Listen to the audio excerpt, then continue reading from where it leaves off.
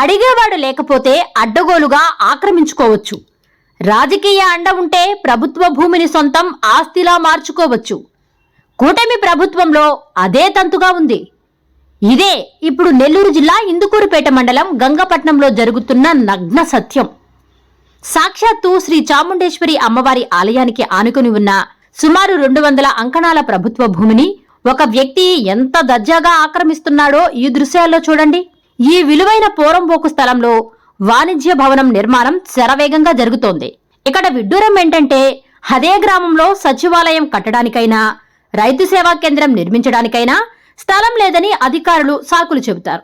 కానీ రాజకీయ పలుకుబడి ఉన్న వ్యక్తి ప్రభుత్వ భూమిని కబ్జా చేసి వ్యాపార సముదాయం కడుతుంటే మాత్రం రెవెన్యూ యంత్రాంగం నిమ్మకు నీరెత్తినట్లు వ్యవహరిస్తోందని విమర్శలు వెల్లువెత్తుతున్నాయి.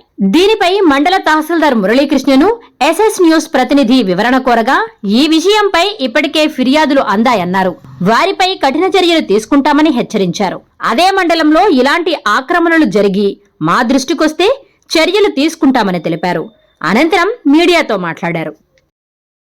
గంగపట్నంలో డొంక రోడ్డు పోరంబోకు స్థలాన్ని ఆక్యుపై చేశారు కదా సార్, దాని మీద మీకు ఫిర్యాదు వచ్చి దాని మీద ఎటువంటి చర్యలు తీసుకున్నారు?